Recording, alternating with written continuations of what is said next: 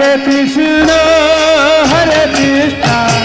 Krishna Krishna Hare Hare Hare Rama Rama Rama Hare Hare Hare Krishna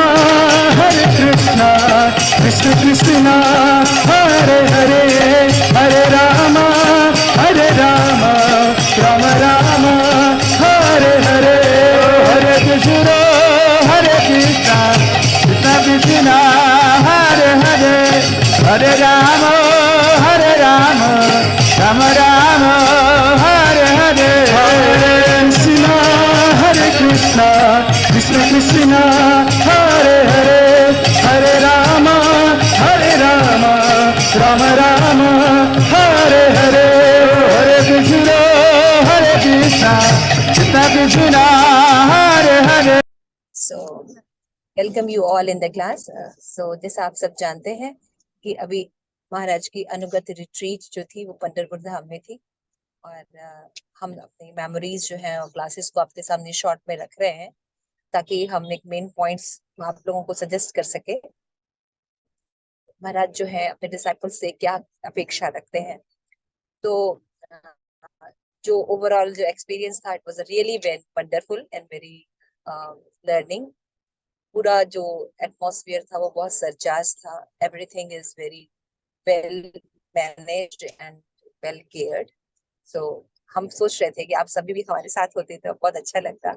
और बहुत ही सुंदर महाराज ने धाम बनाया है। धाम का जो पूरा उन्होंने सोच रहे हैं पंढरपुर मंदिर बनाने का कॉन्सेप्ट, तो ऑलरेडी वहां पे जितनी चीजें बनी हुई हैं उसे ऑर्गेनाइज्ड वे में बनाया है महाराज ने। और शिल प्रभुपाद की प्रसन्नता को देखते हुए उनके आज्ञाओं के अनुसार ही वो सारी चीजें कंस्ट्रक्ट हो रही हैं। इट्स कैसा लगता है जैसे मिनी मायापुर, बिल्कुल मायापुर का वर्णन था, बहुत सुंदर।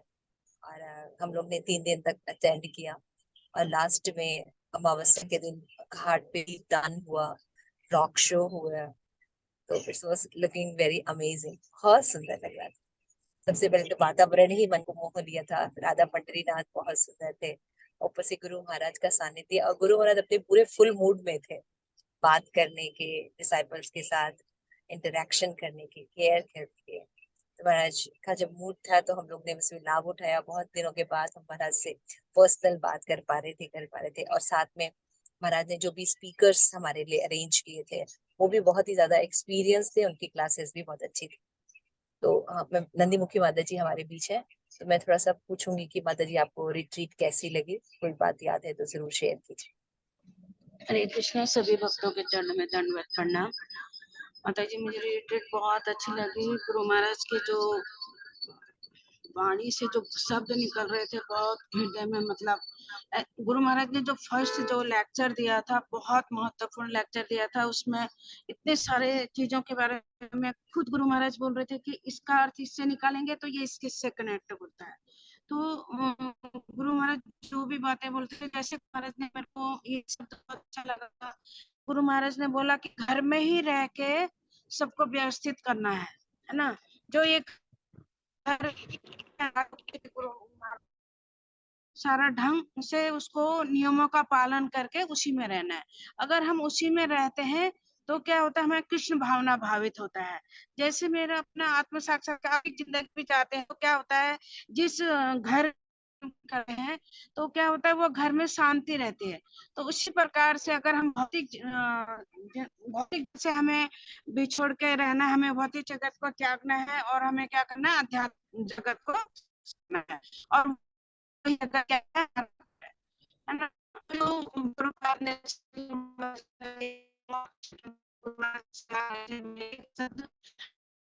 समझा रखा है। तो वही वातावरण लग रहा था, वहाँ का सारा माहौल जो था, और बहुत अच्छे भक्त थे, बहुत अच्छे ढंग से वो हमको वो कर रहे थे। जैसे हम किचन में भी गए तो किचन में भी वो माता भी इतनी अच्छे ढंग से हमको बता रही थी, ट्रीट कर रही थी, है ना। और ऐसा नहीं कर रही थी कि नहीं तुम कहाँ से आए, कुछ नहीं। माता जी ने हमने सामान पूछा तो माता जी सब सामान बता रही थी। और जब हम बोल रहे थे ना तो बड़े प्यार से हमारे आगे आके पूछ रही थी, माता जी बताओ क्या चाहिए आपको। तो मतलब ये बहुत अच्छा लगा। लेकिन हम जैसे हम सोचते हैं कि ये क्यों आया हमारे किचन में, है ना, तो हमारा भाव ये रहता है। लेकिन वहां का भाव ये नहीं था। हर चीज को वो खुद बोल रहे थे, तुम आगे आगे आके बनाओ, आगे आगे करो। जैसे हमारे यहाँ था भैया, नहीं दूसरा बंदा चाहे वो डेली किचन में आता, कुकिंग कर रहा है, लेकिन हम सोचते नहीं कि चलो ये भी बना लेगा, इसकी भी इच्छा होगी, नहीं, ऐसा नहीं। लेकिन वहां पर ये भाव मुझे बहुत अच्छा लगा, है ना। उनने कोई हमारी योग्यता नहीं पूछी, कुछ ये नहीं पूछा कि तुम राजभोग बनाते हो नहीं बनाते वहां पे, या तुम दीक्षित हो या नहीं हो, कुछ भी नहीं पूछा। और जैसे हम किचन में गए, माता जी ने हाँ बताया, हाँ ये बना लो, इसके लिए हमने सामान पूछा तो सब कुछ सामान हमको दे दिया। तो ये भी मुझे बहुत अच्छा लगा। प्रसादम की क्यू बहुत अच्छी थी, लाइन से प्रसाद ले रहे थे, है ना। और जितने भी स्पीकर थे ना, जितने भी स्पीकर थे बहुत अच्छे थे। उनके जो निकल रही थी ना, मुखारबिंद से जो वाणी निकल रही थी, बहुत अच्छी थी, एक एक शब्द वो। लेकिन मैं मंदबुद्धि, मुझे इतना याद नहीं है, क्योंकि मैंने काफी उसमें रखी है, ने काफी में रख के मैं बोल सकती थी। लेकिन मुझे बहुत अच्छा लगा, ऐसा लग रहा था कि थोड़ा दिन और रहते हम। और ये बार बार जैसे बोल रहे थे ना गुरु महाराज की, ये दोबारा रिट्रीट होगी, अगले साल फिर होगी। तो अभी से मन ऐसा रखा कि हम इसको और चीजों को एक साइड करके हम ये रिट्रीट को जरूर ज्वाइन करेंगे।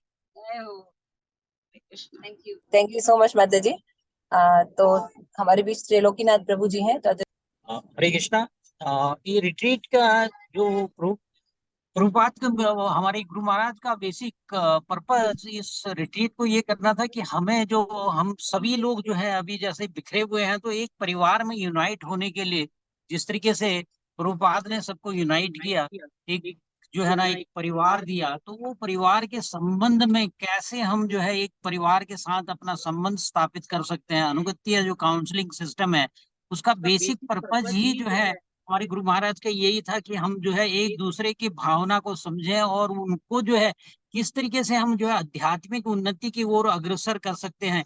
ये नहीं कि हम अपनी उन्नति कर रहे हैं, बट अपनी उन्नति में क्या है, क्यों हम अपने तक ही सीमित हैं। तो अपने तक सीमित रहने का मतलब यह है कि हम अपने को रिस्ट्रिक्ट कर रहे हैं, क्योंकि हमें क्या आता है या क्या नहीं आता वो सिर्फ हम ही जानते हैं, दूसरे को उसके बारे में कुछ पता नहीं है।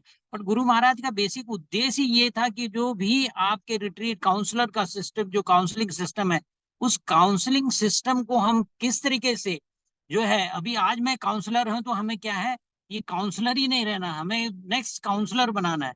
तो हमें क्या है कि एज ए लीडर, फिर लीडर को क्या है कि लीडर ही नहीं रहना, लीडर को क्या है, लीडर बनाना है। तो जी इस तरीके से क्या है कि ये परंपरा क्या है कि बढ़ती चली जाएगी, और एक दूसरा क्या है, अदरवाइज क्या है कि काउंसलर काउंसलर रहेगा। वहां पे जैसे एक छोटा सा नाटक हुआ था, उस नाटक में ही यही दिखाया कि भाई किस तरीके से हम जो है ना एक शुद्ध भक्त में, और एक जो है जिसके अंदर ये भावना है कि मैं, और जहां मैं की भावना है कि मी सबको ही मेरे को ही ट्रीट करें, और मैं ही जो है ना, वो जो एक गुरु महाराज का जो पदवी है वो उसके बाद मैं ही हूँ, तो सब लोग मेरी ही सुने।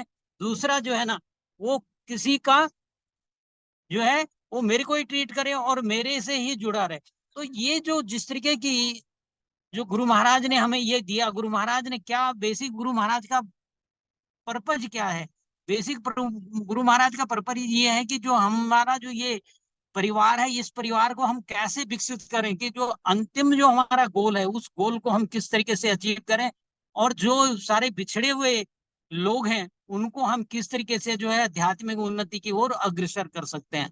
तो यहाँ पे जो स्पीकर थे, जो उनकी वाणी थी, एक एक शब्द मतलब इस तरीके से जो है ना, वो जो शब्द बोल रहे थे, जो उनकी लैंग्वेज थी, उस लैंग्वेज से हम इतना जो है प्रभावित होते हैं। क्योंकि ऐसा है, हम लोग उसको क्या है कि अपने ऊपर अगर उसको हम अपने जीवन में उतारने की कोशिश करें ना, तो तभी हम जो है ना भक्ति को समझ सकते हैं। अदरवाइज हम क्या है, अभी क्या है, एक आर्टिफिशियल जो है ना तरीके से जो है हम उसको अपने जीवन में लेके बैठे हुए हैं। तो जिस तरीके से गुरु महाराज का बेसिक पर्पज ही क्या है, क्योंकि वहां पे जो गुरु महाराज का बेसिक पर्पज ये था बुलाने के लिए, क्योंकि जिस तरीके से गुरु महाराज ने 500 रुपए का वहां पे सिर्फ रजिस्ट्रेशन रखा होता, तो 500 रुपए में मीन्स क्या हो सकता है, 500 रुपए में तो अगर हमने जो है ना 4 किलोमीटर जाना है तो वो ऑटो वाला ही 500 रुपए ले लेता है। तो गुरु महाराज का बेसिक पर्पज यही था कि आध्यात्मिक जगत क्या है,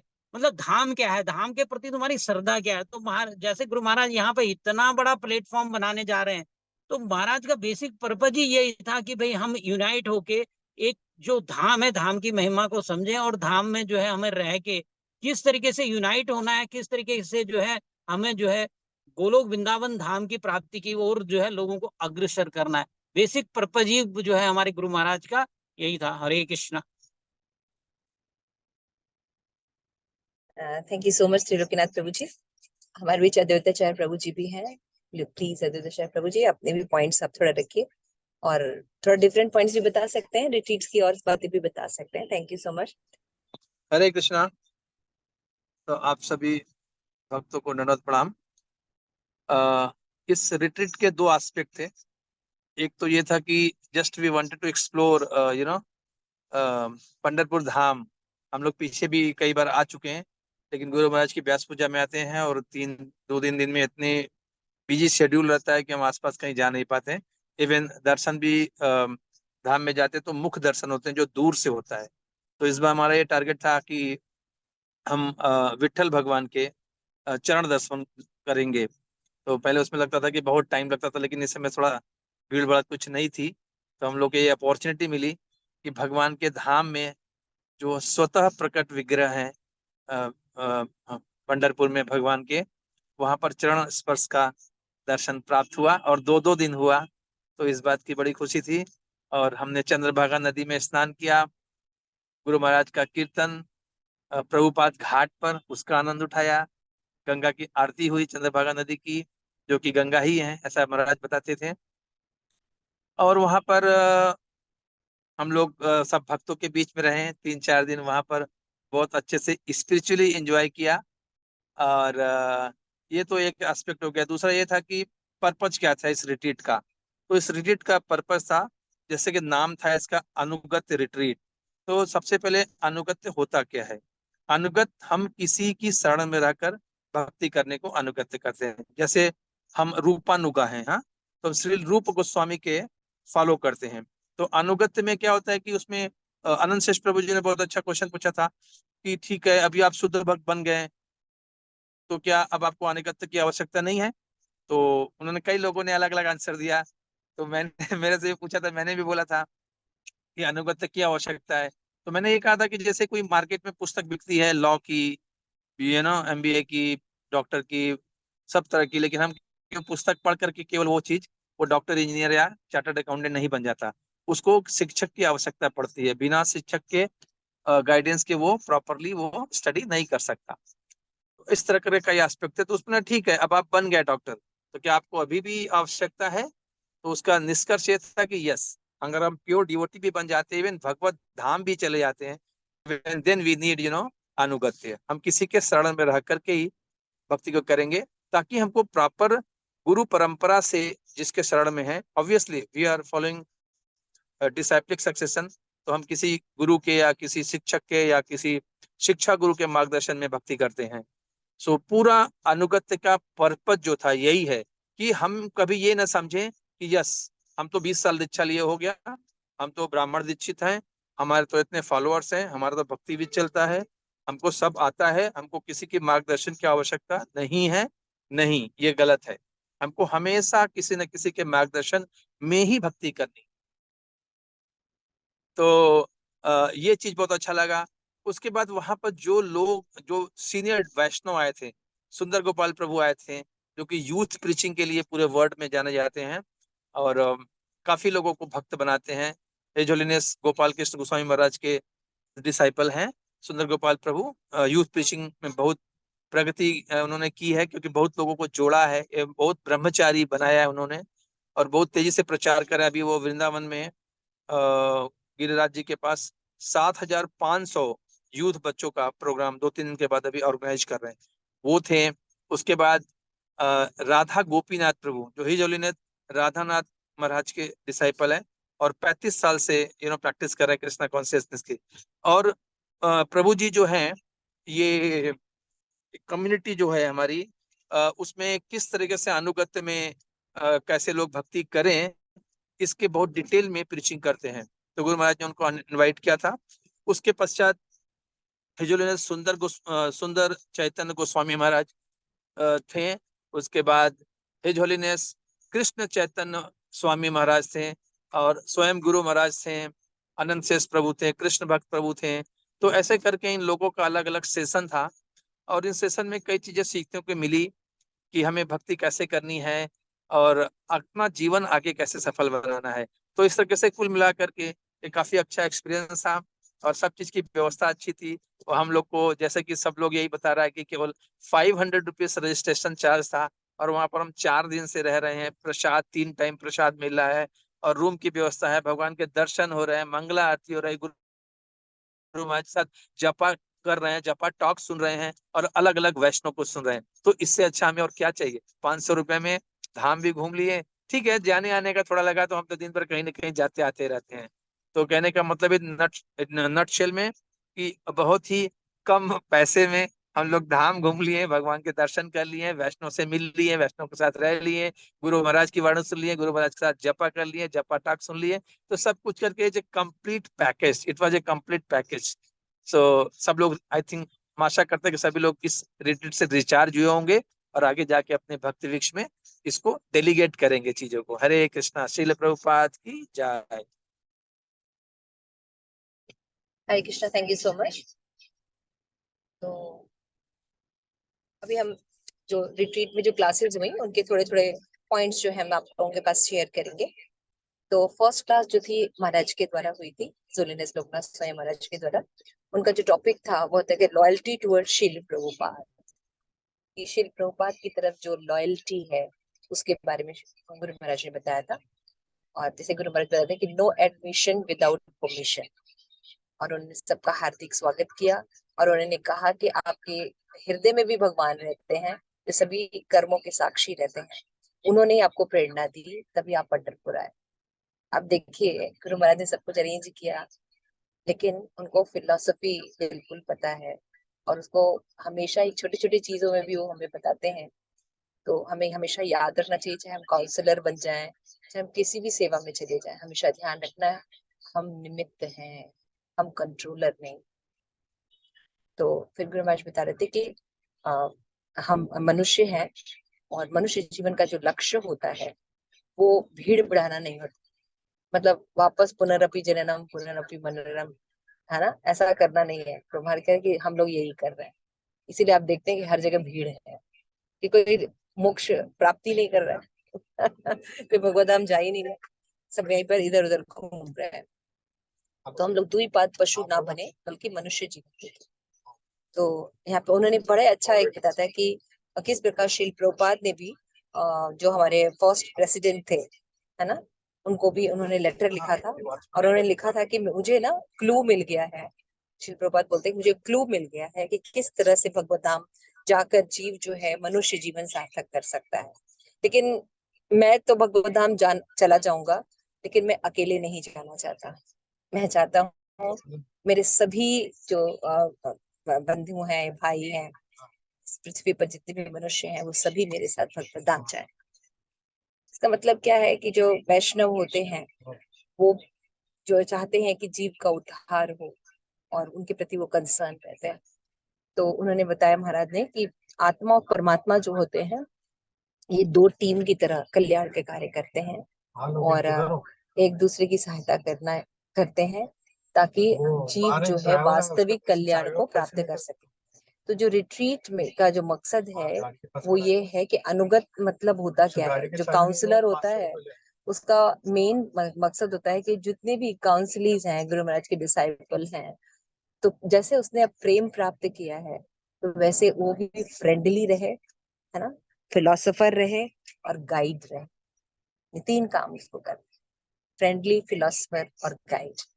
तो फ्रेंडली मतलब मित्रता का व्यवहार करे, और जो शिल प्रभुपाद ने फिलोसफी दी है हमें गौड़ीय वैष्णव परंपरा से, और उन परंपरा वो हमें बताए, और फिर हमें फ्रेंड, फिलोसफर एंड गाइड, और फिर हमें ये बताया कि हम जीवन में किस तरह से उसका पालन करें, सही रूप से किस तरह से पालन करें। तो तीन काम है काउंसलर का, काउंसलिंग के लिए। तो इसलिए जो भगवान है वो भगवत धाम में भी अनुगत प्रोसेस फॉलो किया जाता है ना। तो इसीलिए जो अगर हम यहाँ पे भी करेंगे तो भगवान ज्यादा प्रसन्न हो पाएंगे। इसलिए वेंकट हाँ, महाराज ने अनुगत का मतलब भी बताया था कि अनु मतलब होता है पीछे पीछे और ग माने चलना, है ना। तो सेवाधिकार दिए करो निज दासी, है ना। नमो नमः सकीर अनुगत कर सेवाधिकार दिए करो निज दासी, ऐसा हम गाते भी हैं। तो अनुगत सिस्टम कोई नया सिस्टम अलग से डेवलप नहीं है, ये हमारी गुरु परंपरा का सिस्टम है। और हम इसी को भूलने के कारण हम यहाँ पे हमारी गति जो है ठीक है।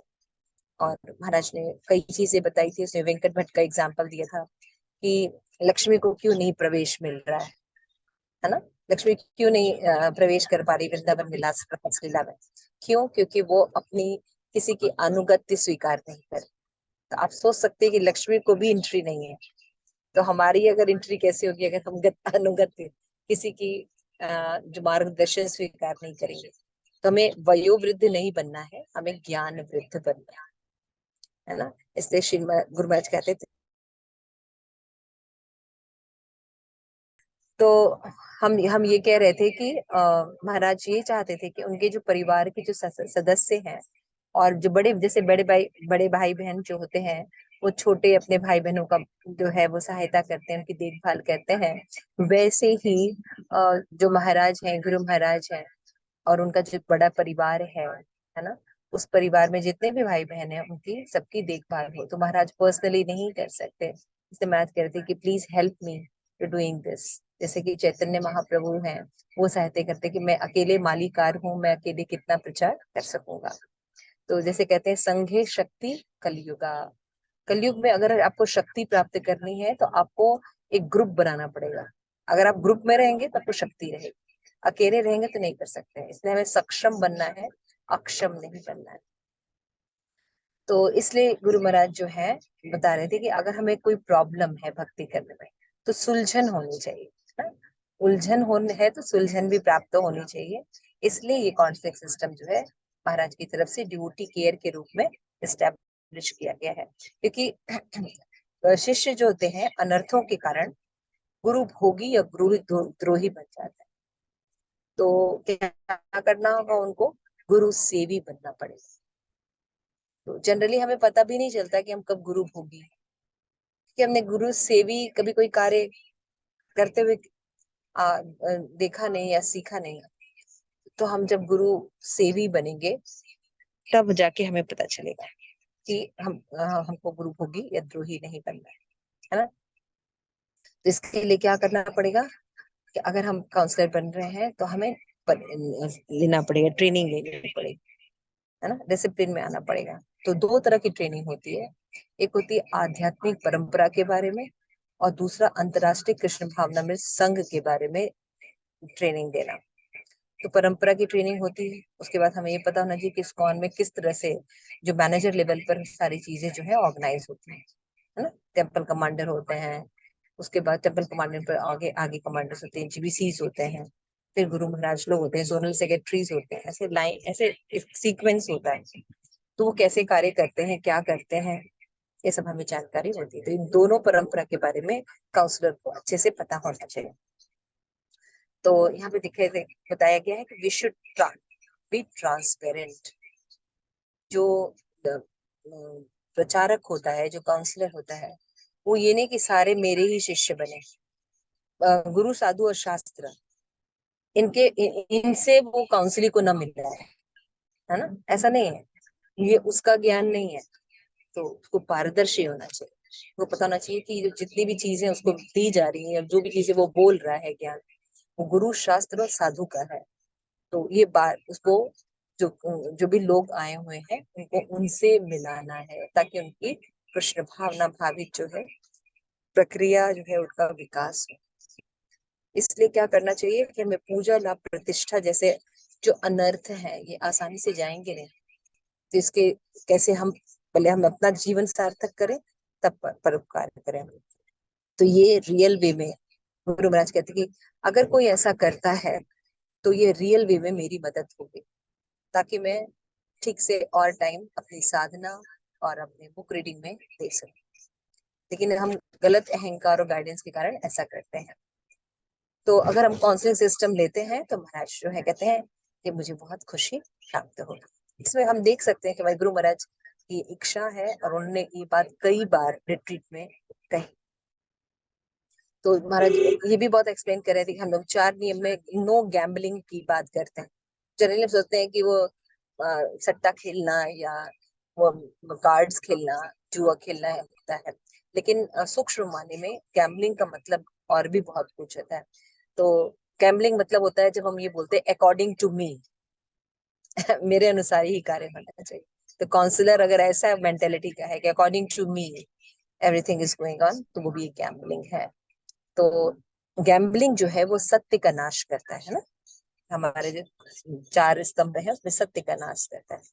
तो इसलिए मन के रथ पर हम ना बैठे, according to me, freedom of speech, प्रत्यक्षवाद, है ना, ये सब जो चीजें हैं ये सब भी गैम्बलिंग में है। तो जो मन है संकल्प विकल्प करता है, तो हमें ये सब समझना चाहिए कि हमें परंपरा के अनुसार ही बात करनी है और अपने को निमित्त समझना है। तो ये सब कॉन्सेप्ट कहाँ से है? हमारे ही परंपरा में है, वसुदेव कुटुंबकम, है ना, सब कुटुंब की तरह है। बड़े बड़े भाई बहन जो है वो छोटे भाई बहन की देखभाल करते हैं।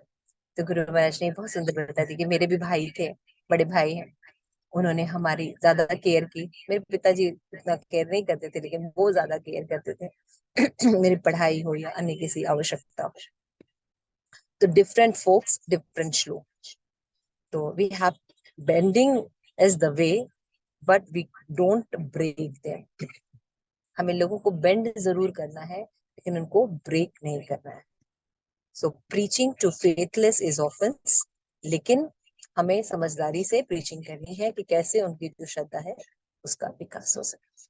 तो ये था महाराज का फर्स्ट क्लास इंट्रोडक्शन था, और उसमें उन्होंने बताया कि हम किस तरह से श्रील प्रभुपाद की तरफ लॉयल बन सकते। Thank you so much.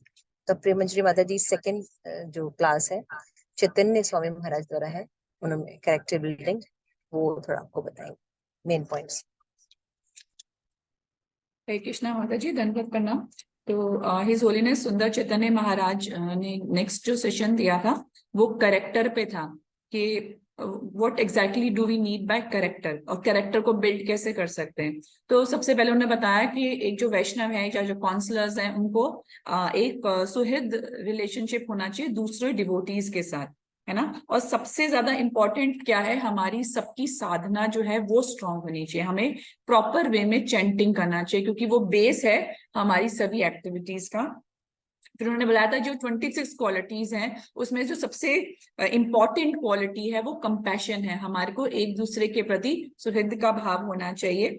फिर वो बता रहे कि कलयुग में हम देखते हैं कि बहुत सारी हिपोक्रेसी है और बहुत सारी डिफिकल्ट प्रॉब्लम है, तो लेकिन सोल्यूशन कैसे पॉसिबल होगा? सिर्फ गुरु शिला प्रभुपाद और गौरांग महाप्रभु की कृपा से हम ये परेशानियों को भी पार कर सकते हैं। उन्होंने और सबसे इम्पोर्टेंट बोला कि नियमों का पालन करना बहुत जरूरी है। जो हमारे ये 4 नियम हैं और बहुत सारे नियम हैं, लेकिन जो मेन है 4 नियम है, और हरे कृष्ण महामंत्र का जप करना ध्यान पूर्वक अपराध रहित, ये हमारा बेस है सभी चीजों के लिए। उन्होंने बोला कि अगर कोई कॉपरेशन नहीं होगा फिर ऑपरेशन होता है। अगर हम आपस में कॉपरेट नहीं करते तो फिर हम ऑपरेट करते हैं, मतलब एक दूसरे को काटने का प्रयास करते हैं। और उन्होंने बोला कि कृष्णा कॉन्शियसनेस को हमको सीरियसली लेना चाहिए, और वो कैसे लेंगे? हम अगर दूसरे डिवोटीज की हेल्प लेंगे। आगे वो बता रहे थे कि शिला प्रभुपाद ने ये इस्कॉन की मूवमेंट बनाई ही इसलिए है कि सब लोगों को एसोसिएशन मिले डिवोटीज का। आगे बता रहे थे कि केयरिंग ऑफ डिवोटी, जो एक दूसरे का केयर करना डिवोटी का, वो बहुत ही इम्पोर्टेंट है। उन्होंने फिर क्वालिटीज भी बताई कि एक डिवोटी को बहुत ही रिजनेबल होना चाहिए, सरल होना चाहिए, है ना, और कंपैशनेट होना चाहिए, कि फिलोसफिकल नहीं होना चाहिए। कभी कभी आप बिल्कुल फिलोसफी ही नहीं बता सकते, है ना, आपको कंपेशनेट भी होना चाहिए। फिर वो बता रहे थे कि कभी भी कौंसली को या कोई भी अगर फेलो डिवोटी है, अगर वो आपसे अपनी हृदय की कोई बात गुहिया मख्याति करता है तो आपको उसको ट्रस्ट नहीं छोड़ना चाहिए, क्योंकि वो आपके पास इसीलिए आता है। अगर आप उसका ट्रस्ट तोड़ते हैं तो फिर ये रिलेशनशिप आगे ग्रो नहीं हो सकता। क्योंकि बता रहे कि इस्कॉन सबसे ज्यादा बेस्ट प्लेस है न्यूज स्प्रेड करने के, तो न्यूज स्प्रेड करने वाला हमको नहीं बनना है, हमको उनकी जो वैल्यूज हैं या जो उनकी जो उन्होंने सीक्रेट्स हमारे साथ शेयर करे हैं उनको अपने तक रखना चाहिए। फिर उन्होंने बताया कि हर समय गुरु एक्सेसिबल नहीं होता, हर समय आप दीक्षा गुरु के पास नहीं जा सकते। तो उन्होंने बोला कि एक बच्चा है उसको बड़ा करने में पूरा गांव लगता है, ऐसे ही गुरु तत्व को आप एक पर्सन पर लिमिट नहीं कर सकते कि जो भी मेरी प्रॉब्लम है मैं गुरु महाराज से ही डिस्कस करूं, नहीं। तो आप दीक्षा गुरु हैं, आपके पास कितने शिक्षा गुरु हैं, है ना, आप फेलो आपके वैष्णवाज हैं, उनसे आपको हेल्प लेना चाहिए। This is very important. जो उन्होंने बताया कि guru can not be reduce to one personal, वही गुरु तत्व है, ये तत्व के रूप में हमें समझना चाहिए कि कहाँ हम किस प्रकार से अपने शिक्षा गुरु से, अपने काउंसलर से, अपने फैसिलिटर से, अपने फेलो वैष्णवाज से हम लोग हेल्प ले सकते हैं। और फिर वो बता रहे हैं कि जो दीक्षा है वो एडमिशन प्रोवाइड करती है, उसके बाद हमारे को ज्ञान प्राप्त करने के लिए शिक्षा संस्था में जाना पड़ते हैं।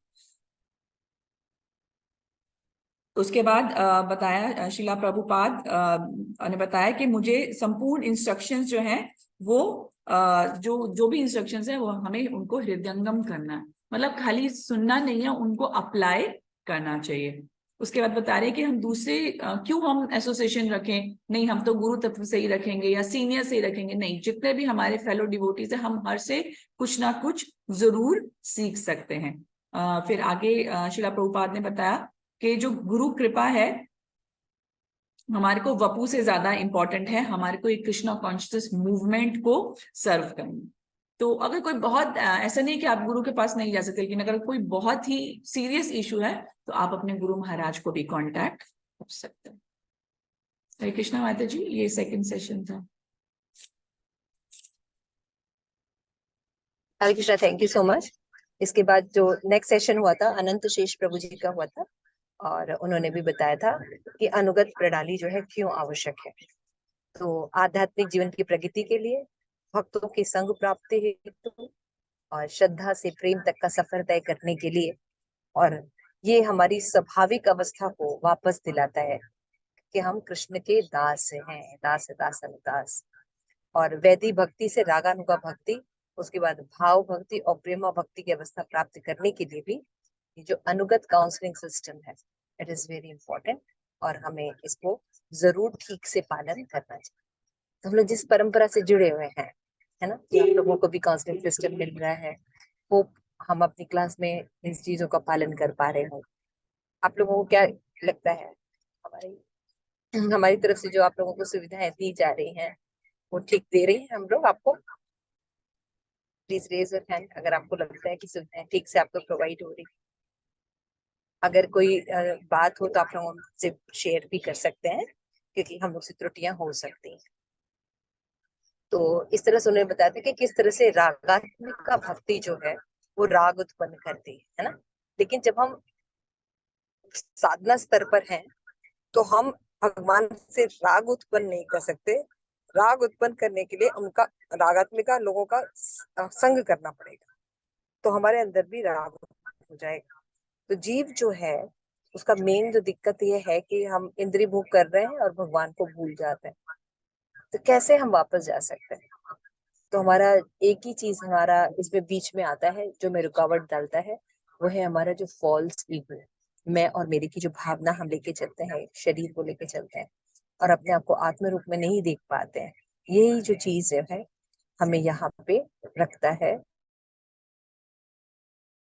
और हमें अनुगत नहीं लेने देता, जिससे कि हम बार बार इस दुख के संसार में पड़े रहते हैं। तो इसको हम कैसे ठीक कर सकते हैं? दो तरह से ठीक कर सकते हैं। मिथ्या अहंकार को निकाला जा सकता है। कैसे?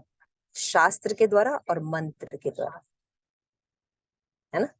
तो शास्त्र अध्ययन हम जब करते हैं तो हमारी बुद्धि शुद्ध होती है, और जब हम मंत्र करते हैं हरे कृष्णा कृष्ण कृष्णा हरे हरे, हरे राम राम राम हरे हरे। और मंत्र कैसे करते हैं? 10 नाम अपराध से बचते हुए। तब क्या होता है? हमारा धीरे धीरे मन शुद्ध होने लगता है, और जब मन शुद्ध होता है, बुद्धि शुद्ध हो जाती है, तो क्या हो जाता है? हम सबसे काम पहला करते हैं कि हम अनुगत लेते हैं किसी ऐसे वरिष्ठ भक्तों का, ऐसे एसोसिएशन का, जहाँ पे हम अपने जो गंतव्य स्थान है मनुष्य जीवन का, वो प्राप्त कर सकते। तो इस तरह जो है हमारे अंदर क्या हो जाएगा? जब हम संग करेंगे, अनुगत लेंगे किसी का, तो हमारे अंदर दैन्यता आ जाएगी। तब क्या होगा? दैन्यता से क्या होता है, ये बहुत इंपॉर्टेंट है, आप लोग लिख सकते हैं कि ये जो दैन्यता जब हमारे अंदर आती है, वे तृणादपि सुनी चेना तरोरी व सही सुना, चैतन्य महाप्रभु ने भी बताया है। तो ये दैन्यता जो है, ये आनी बहुत जरूरी है। जब हमारे अंदर दीनता आती है, तब हम समझ सकते हैं हमारे अंदर कितने दोष हैं। तभी दोष हम देख सकते हैं कि हम अन्य लोगों के कारण यहाँ नहीं हैं। आत्मकृतम विपाकम, हम अपने ही कृत्य के कारण यहाँ पे हैं। जिस दिन ये सब दोष दर्शन से हम निकलने की कोशिश करेंगे, तो उत्तन हो या आपने के तृण मानिया, है ना? तब हम अपने आप को घास से भी समझ जाएंगे अपनी पोजीशन कहाँ है। तो शुद्धता अगर हमारे अंदर आ रही है, तो कैसे पता चलेगा कि हमारे अंदर शुद्धता आ रही है? चैंटिंग कर रहे हैं, जप कर रहे हैं, ध्यान कर रहे हैं, भक्तों का संग कर रहे हैं, है ना? तो हमारे कैसे पता चलेगा शुद्धता आ रही है? तो हमें पता चलता है कि जब हम ये समझे कि हमारे अंदर जो ये दोष है, हम ऐसे करते हैं, हम प्रसाद लेते हैं, ये करते हैं, लेकिन नियम का पालन नहीं करते। जैसे कि भी हम लोग ने सच्चिदानंद प्रभु की रिट्रीट सेट करे, तो प्रभु जी कहते हैं अगर स्वच्छता का पालन एक ब्राह्मण नहीं करता है, ब्राह्मण दीक्षा ले लेते हैं, लेकिन एक सिंपल सी चीज है स्वच्छता का पालन करना। मतलब जैसे जिस रूम में हम रहते हैं, है ना, उनको क्लीन करना, है ना, बिस्तर क्लीन रखना, और जो हमारे जो पहने हुए कपड़े हैं और जो स्वच्छ कपड़े हैं, उनको डिफ्रेंशिएट रखना। तो जितने लोग भी रिट्रीट्स में हैं, मुझे बताइए कितने लोग रोज अपना कमरा साफ करते थे? कितने लोगों ने अपना अपना जो ड्रेस जो है वो अलग रखा था, झाड़ू पोछा लगाया, खुद से झाड़ू पोछा लगाया, है ना? Okay, thank you. और कितने लोग हैं जो अपना जो ड्रेस है वो थोड़ा सा सेपरेट रखते थे, पहने हुए और नॉन पहने हुए। Nobody is there, only me and Premanjali. Thank you so much. देखिए कहाँ पालन हो रहा है। तो जब हम पालन ही नहीं करेंगे, तो हम काम कैसे कर सकते हैं, है ना? हम हमारे उठने बैठने में, हम जो खाते पीते हैं, हमेशा हमारा पर्स है, हमारी चीजें हैं, उनको रखने की एक आदत होनी चाहिए, हैबिट। तभी होता है कि वी आर ब्राह्मण दीक्षित। शुद्ध व सतोगुणी व्यक्ति को याद रहता है कि हमें हर चीज करना है, तब वो पंचुअल होना शुरू होता है, आध्यात्मिक पंचुअल होना शुरू होता है। तो disciple means discipline, disciple means he discipline. लेकिन हम ब्राह्मण दीक्षा लेके भी हमें सब चीजें नहीं, तो हम धाम को भोग के आते हैं, धाम सेवा करके नहीं आते, है ना? हम भोग के आते। तो ये सब चीजें हमें पता होनी चाहिए। तो सच्चिदानंद महाराज का भी वो एग्जाम्पल दे रहे थे कि हमें इस तरह से संघ में वातावरण रखना चाहिए कि मान लीजिए कोई व्यक्ति कोई काम नहीं कर पा रहा है ना, तो उसका जो कंफर्ट जोन है वो कैसे वो बाहर निकल सकता है, जब जब वो एसोसिएशन करता है ना? और उनको अगर हम प्रेम से देखते हैं और बाकी लोगों को देखते हैं, तो क्या अपने आप हो जाता है। जैसे कि सिंपल सी बात है, जैसे हम क्लास अटेंड करके आते हैं, कॉपी बैग में है और हम अपने घर पे लेकिन जो लोग मेरे साथ ट्रेवल करते हैं, उनको पता है कि अगर वो दर्शन करके भी आते हैं, तो मैं पूछती हूँ क्लास में और कार में ये डिस्कशंस होते हैं, मैं क्या किया। जब हम आपस में चर्चा करते हैं, तो शायद 1-2 पॉइंट हमारे मन में आ जाए। ये चर्चा शायद ही कोई ग्रुप में ऐसे हो रही होगी, लेकिन मैं चाहती हूँ गुरु महाराज इतना मेहनत करते हैं इस हम लोगों को ट्रेन करने के, तो हम अगर इस तरह से फॉलो करें, तो शायद कुछ बातें हमारे दिमाग में रह जाएगी। फिर हम ऐसा एसोसिएशन हमेशा लेना चाहेंगे भले वो लोग मुझे क्रिटिसाइज तो बहुत करते हैं, यहाँ पे भी कार में भी क्रिटिसाइज हो रहा था सीता ठाकुरानी, लेकिन हम ऐसे ही काम करते हैं, हम क्या करें, और साथ में आप लोगों को भी जोड़ देते हैं। तो उन्होंने बताया कंफर्ट जोन से वो आराम से बाहर निकल जाएगा। तो ग्रुप का होना बहुत जरूरी है। हो सकता है हम अकेले हों, लेकिन अगर हम सच में गुरु सेवी हैं तो हमें क्या करना चाहिए, हम सारे अपने जो गालियां हैं वो खानी चाहिए। तो कोई दिक्कत नहीं है ना, क्योंकि इससे बेनिफिट होता है। तो कोई भी काम जब शुरू होता है तो मेंटल लेवल पे पहले होता है ना, एग्री करते हैं आप लोग, है ना? तो मेंटल लेवल पे पहले होता है। तो जब हम मानसिक रूप से ऐसे संग करते हैं ना, तो फिर हमें बार बार रहता है, ओहो ऐसा, अरे ऐसे नोट्स बनाए, जैसे गुरु महाराज, फिर आप क्या करेंगे, आप जरूर क्लास में बैठ के नोट्स बनाएंगे। और मेरे ग्रुप में हर व्यक्ति नोट्स बनाता है ना, आप लोग कम या ज्यादा, क्योंकि डांट खा खा के सबकी आदत हो गई।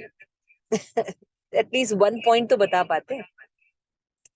तो इस तरह से हमें ट्रेनिंग होनी चाहिए। ये सब चीजें बहुत इंपॉर्टेंट है और बहुत एनर्जी लगती है।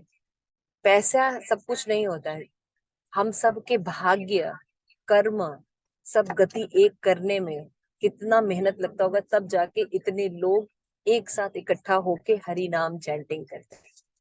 हम, आप समझते हैं गुरु कितना कृपा, कितना आयोजन करते होंगे। हमारे तो कर्मों की गति ऐसी है कि पता नहीं हम लोग क्या कर रहे होंगे, है ना, अपराध के साथ न जाने कितना चलते हैं। तो कैसे कैसे कितनी मुश्किल से माया से लड़कर भक्ति देवी हमें ये चीजें अपॉर्चुनिटी गुरु के कहने पर देती है। और हम क्या करते हैं, या तो सोते होते हैं या तो उसको ऐसे ही अटेंड करके बंद कर देते हैं। प्लीज चर्चा कीजिए, चर्चा करने से ये सब चीजें दिमाग में रहती हैं, और अगली बार से हम थोड़े से पंचुअल हो जाए तो हम सही हो जाते हैं। और हमने देखा है हमारे ग्रुप में बहुत से लोग थे, सब अब नोट्स बनाते हैं, सब क्लासेस करते हैं, उनका जो भी स्तर है, हर किसी को सब कुछ आता है और हर किसी की जरूरत है। तो उन्होंने ये सब बातें बताई कि हमें कंफर्ट जोन से बाहर आना होगा, और तब हम अपनी जो बैरियर लिमिटिंग कर रखे हैं, हम यही कर सकते हैं, हम ये नहीं कर सकते, तो आप देखेंगे आप कर सकते हैं, क्योंकि आप भगवान के अंश है और हर व्यक्ति भगवान को प्राप्त कर सकता है, हर व्यक्ति। लेकिन हम अपने आप को कहीं ना कहीं रोक के रखे, हम ये नहीं कर सकते, है ना। तो ये बात उन्होंने समझाई थी और बताया था कि आश्रय आवश्यक है, इसके लिए पूर्ण समर्पण के साथ हमें अनुगत में रहना आवश्यक है ना। और जो आश्रय के मेन जो डीटीज है वो है बलराम, और गुरु तत्व में वो प्रेजेंट होते हैं। तो उन्होंने फिर एक क्वेश्चन पूछा था कि how can be become ideal counsellor. Ideal counsellor कब बन सकते हैं, जो आइडियल फॉलोवर्स होते हैं। है ना? समझ रहे हैं आप लोग भी, आगे चल के काउंसलर्स बनेंगे आप लोग, तो जो सबसे अच्छे फॉलोवर होते हैं वो अपने आप ही अच्छे काउंसलर बन जाते हैं। तो हमें जो है सजातीय संग करना चाहिए, श्रीमद् भागवतम पढ़ना चाहिए उनके संग में, जातीय संग होना चाहिए, और वो जातीय संग कैसा चाहिए, वैष्णव होना चाहिए, और वैष्णव में भी गौड़िया वैष्णव होना चाहिए, है ना। और श्रील प्रभुपाद का होना चाहिए, आश्रय लिया होना चाहिए, है ना। तो गौड़िया वैष्णव हो, है ना, प्रभुपाद का आश्रय लिया हो, तब वो सजाती होता है। तो one Lokanath is saint Tukaram, शिल प्रभुपाद कहते थे, है ना, कि तुकाराम जो सेंट तुकाराम है, our Lokanath is like saint Tukaram. शिल प्रभुपाद हमेशा बोलते, सबको समझना चाहिए कि महाराज की क्या पोजीशन शिल प्रभुपाद हमें बता रहे हैं। तो राधा रमन महाराज भी हमेशा ये डिस्क्राइब करते हैं और कहते हैं कि शिल प्रभुपाद ये बात बार बार कहा करते थे कि जो हमारा जो लोकनाथ है ना, वो सेंट तुकाराम है। तो हाँ, अवर अवर लोकनाथ इज सेंट तुकाराम। तो ये बात हमें समझना चाहिए कि हमारे गुरु कौन है, अगर हमें कैसे भक्ति प्राप्त हुई है। जनरली लोग सोचते हैं हमारा बहुत पुण्य कर्म है जिससे हमें गुरु मिले हैं। कितने लोग ये समझते हैं, हाथ खड़ा कीजिए, किसको, कितने लोगों को लगता है कि मेरे बहुत पुण्य कर्म है तब हमें गुरु मिले। आप सब गलत हैं। हमारे पुण्य कर्मों से हमें गुरु नहीं मिले, क्योंकि पुण्य और पाप दोनों बंधन होते हैं। भक्ति से गुरु मिलते हैं। भक्त भक्त जो है वो भगवान दूसरे को भक्ति दे सकता है। इवन भगवान भी किसी को भक्ति नहीं दे सकते। तो हम लोग कर्मी जगत में रहते हैं, ये सेंटेंस बोलते हुए आते हैं, और भक्ति में भी ये सेंटेंस बोलते हैं कि हमारे पुण्य के बल पे हमें ये चीज मिला है। नहीं, पुण्य से भक्ति नहीं मिल सकती, पुण्य कर्मों से भक्ति नहीं मिल सकती, ये भक्त से भक्ति मिलती है। आपको दुर्वासा मुनि की कथा याद होगी। भगवान तक के पास जाते हैं, उन्होंने कहा मेरा ही चक्र है, लेकिन तुम्हें अम्बरीश के पास वापस जाना पड़ेगा, क्योंकि मैं भक्तों के अधीन। तो महाराज ने हमें चुना है, कृपा की है, नहीं तो हमारे पास कोई योग्यता नहीं। तो वैष्णव फिलॉसफी ठीक से समझना होगा हमें, वैष्णव की पोजीशन ठीक से समझनी पड़ेगी, तब हम इनको इम्पोर्टेंट देना शुरू करेंगे। जिस दिन ये पोजीशन समझ में आ गई, आप सबसे पहला काम माला करना करेंगे। और माला कैसे करना चाहेंगे? जो आपको स्वरूप प्रकट कर सके, धाम प्रकट कर सके, है ना? ऐसी माला आप करना चाहिए। इस तरह अनंत शेष प्रभु जी की क्लास थी। इसके बाद सुंदर गोपाल प्रभु जी ग्रोथ पर क्लास लिए थे, तो प्रेम मंजरी जी उसको बताएंगे। हरे कृष्ण। बहुत ही अच्छी क्लासेस और बहुत ही चुनिंदा जिसको कहेंगे गुरु महाराज ने हमारे लिए केटर किया था। सो इसमें हिज ग्रेस सुंदर गोपाल प्रभु जी का टॉपिक था पर्सनल ग्रोथ। तो वहां पे उन्होंने बताया कि शीला प्रभुपाद हमें भक्त नहीं शुद्ध भक्त बनाना चाहते थे, ये डिफरेंस है। और फिर उन्होंने बताया कि क्या करना है, हमें भक्त से शुद्ध भक्त की ओर बनना है। बोले कि अगर भक्त हैं सिर्फ तो 5000 भक्त हैं, तो 5000 लस्ट भी है, 5000 ग्रीड भी है, 5000 एनवी भी है। सो हर एक को क्या करना है, शुद्ध भक्ति की ओर बढ़ना है। उन्होंने यहाँ पे बहुत अच्छा एग्जाम्पल दिया था। समुद्र मंथन के समय सब देवता आ गए, लेकिन शिव जी नहीं आए थे, वो अपना जप कर रहे थे, है ना। तो जब जैसे ही विष निकला, तब उन्होंने शिव भगवान को बुलाया और उन्होंने, है ना, विष पिया, सॉरी। लेकिन जब बाद में अमृत आया और रत्न आए, तब उनको नहीं बुलाया गया, उनको कुछ फर्क भी नहीं पड़ता है। तो ऐसे ही जब हम कृष्ण भावनामृत में जुड़े हैं, तो पहले विष ही निकलेगा।